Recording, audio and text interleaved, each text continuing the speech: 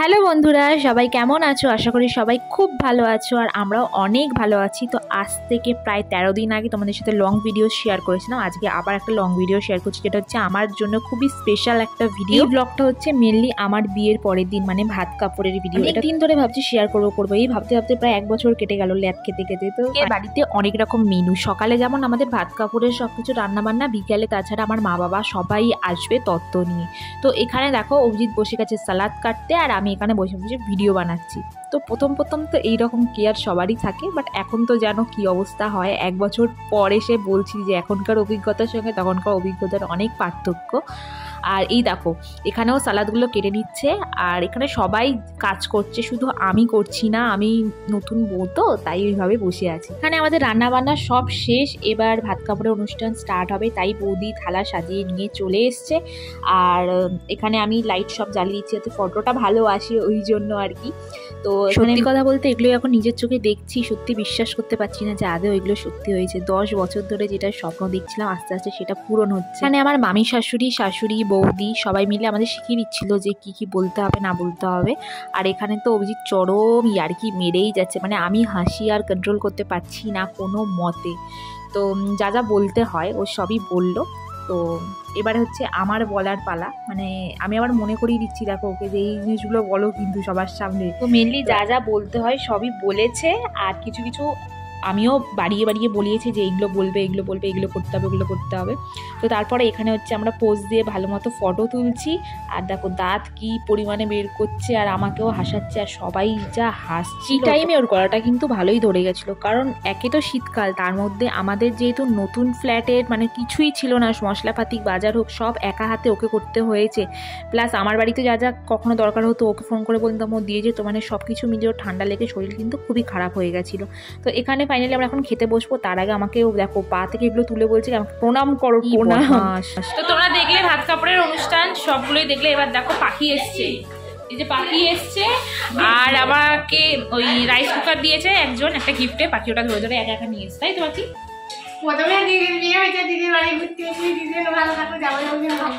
আচ্ছা আশীর্বাদ দিচ্ছে, গিফটটা দেখো তোমরা।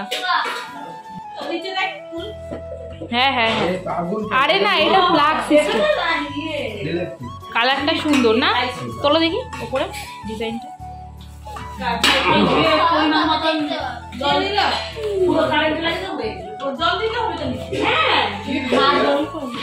Rice cooker.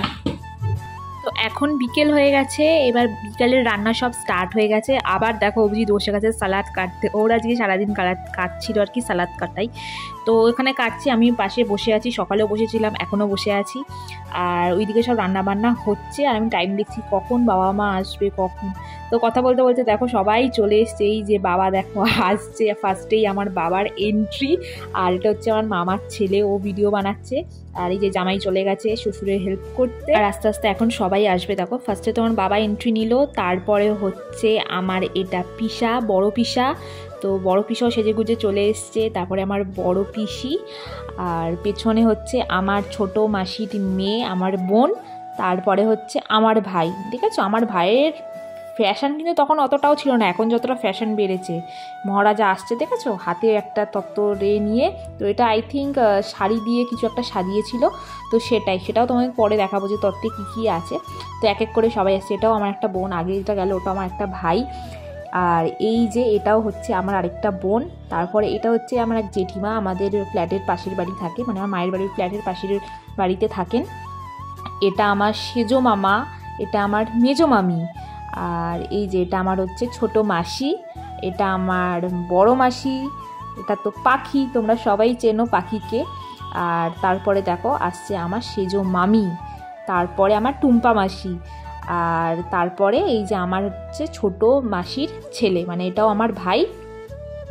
আর এটা আই থিঙ্ক মেশো ছিল, মানে হ্যাঁ আমার মেশো ছিল, মুখটা আমি আর তোমাদের দেখাইনি। মানে সবাই আসছে, আমার এত আনন্দ হচ্ছিলো তোমাদের বলে বোঝাতে পারবো না। ফাইনালি দেখো আমার বিউটিফুল মা চলে এসছে, মাকে দেখে আমি জড়িয়ে ধরেছি, ওরে বাবা আমার যে কি আনন্দ হচ্ছিল তোমাদের বলে বোঝাতে পারবো না। এই যে এটা হচ্ছে আমার এক দাদা, মানে আমার বড় পিসি বড় ছেলে। তো মোটামুটি সবাই এসছে, এবার আরও আসছে, তারাও আস্তে আস্তে আমাদের ঘর পুরো ভর্তি হয়ে গেছিল। মানে সেই মজা মা বাবাকে দেখে তো আমার বেশি আনন্দ হচ্ছিল, সেই মানে সেটা আর মানে বলার ভাষা নেই যে আমার কি পরিমাণে মা বাবাকে দেখে আনন্দ হচ্ছিল। মানে আমার মনে হচ্ছে কত বছর পর মা বাবার সাথে দেখা হচ্ছে। মানে কি আর বলবো মানে এই যে এটা আমার তো ছোটো মাসি, এই ছোটো মামার মেয়ে, ওই যে পার্পল কালারের টপ পরে, ও তো আমার সঙ্গেই এসছে। আর এই যে আমি তো নতুন বউ, আর এটা তো আমাদের মানে আমার এক ওই বৌদির ছেলে অঙ্কিত। তো আমি এখন ঘরে গিয়ে সবাইকে এবার এই যে বলছিলাম না, এটা আমার মেশো, ওটা আমার মেশোই ছিল। আর এখন ঘরে গিয়ে বাবা বলছে তত্ত্বটা এখানে রাখো, সব সাজিয়ে রাখো। তো ঘরে একেবারে লোকজন ভর্তি, একদম মানে প্যাকআপ আমার ঘর হয়ে গেছে। আর সবাইকে দেখে আমার খুব খুশি হচ্ছিল। সবাই চলে এসছে, আর কয়েকজন বাকি তারা পরে আসছে, রাস্তায় আসছে বললো। আর এই হচ্ছে আমাদের তত্ত্ব। তো তত্ত্ব তোমাদের ইন্ডিভিজুয়ালি দেখাতে পারিনি, যেটুকুনি দেখাতে পেরেছি তো ওইটুকানি। আর এরপরে আর তত্ত্বর কোনো রকম ভিডিও করিনি আমি। আর এইদিকে দেখো বাবা তো এসেই লেগে গেছে কাজে, বলছে যে কোনো কাজ করতে হবে কিনা বলো, মা বলছে কোনো কাজ করতে হবে কিনা। তো প্রত্যেকেরই একটা করে রুলস আছে, সেরকম আমাদের একটা রুলস ছিল যে মেয়ের বাড়িতে যদি আসতে হয়, মানে কিছু খেতে গেলে তাকে আগে টাকা দিতে হয়, মানে জামাইকে আগে টাকা দিতে হয়। তো এখানে বাবা সেইটাই করছে, তো এখানে বাবা টাকা দিচ্ছে। তো আমরা বলছিলাম লাগবে না, বাবা বলছে না, এটা রুলস আছে, যেটা নিয়ম, তো সেটা নিয়ম যখন সব কিছুতে হয়েছে এটাও হবে। তো এখানে বাবা টাকা পয়সা দিচ্ছে। অভিজিৎ বলছে না আমি নিতে পারবো না, অনেক হ্যাঁ না করতে তারপর ফাইনালি ও নিল। তো দেখো লজ্জা দেখেছো, লজ্জায় ও বাবার দিকে তাকাতেই পারছে না আর কি। এখানে আমাদের জোর কদমে রান্না বান্না স্টার্ট হয়ে গেছে। তো মাকে বললাম যাও এবার ঘরে গিয়ে বসো। আর এই যে আমার হচ্ছে এটা বোন, তো আরেকটা বোন আছে, ও তো আসতে পারেনি, তো ওই এসছে, ওই জন্য আমার মনটা একটু খারাপ ছিল যে আমরা 3 বোনে খুব মিল। ও এসছে আর একটা বোন আসতে পারেনি। এখানে সব রান্না বান্না অলমোস্ট কমপ্লিট, এবার সবাই আস্তে আস্তে খেতে বসবে। তখন ঘড়ির কাঁটায় প্রায় 9টা, 8:30, 9টা এরকম মতো বাজে।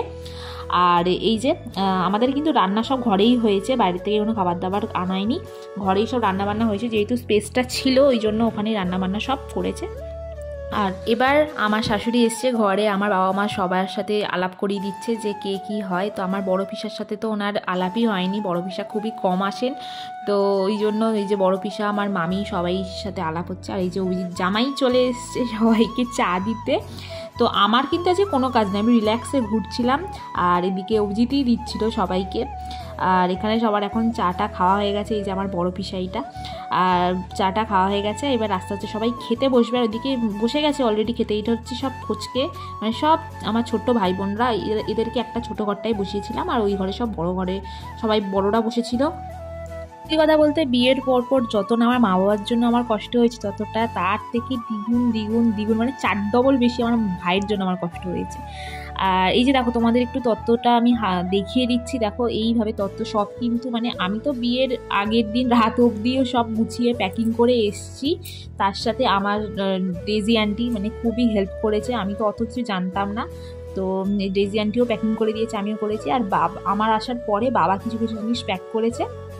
আর এদিকে দেখো সবাই খেতে বসে গেছে, এই যে আমার ভাইরা সব, আমার মামার ছেলে, মাসির ছেলে, আর এইদিকে আমার মানে এই যে মাসির ছেলে, মামার ছেলে, মানে সবাই। এই যে ডেজি আন্টি ইয়েলো কালারের সালোয়ার পরে, ইনি আমার বিয়েতে যা হেল্প করেছে মানে তোমাদের হয়তো বলে বোঝাতে পারবো না, উনি না থাকলে অনেক কিছুই হতো না আর কি। তোদের তো খাওয়া দাওয়া শেষ, এখন বড়রা সবাই খেতে বসেছে, এখনও অনেকে বাকি। আমার পক্ষে যতটা সম্ভব ততটাই ক্যাপচার করে তোমাদের সাথে শেয়ার করার চেষ্টা করলাম। আশা করি আমার মতো তোমাদেরও আমার স্পেশাল দিনের স্পেশাল ব্লগ ভালো লেগেছে। ভালো লাগলে একটা লাইক, কমেন্ট, শেয়ার করে দিও, আর প্লিজ আমার চ্যানেলটাকে সাবস্ক্রাইব করে দিও। চলো টাটা।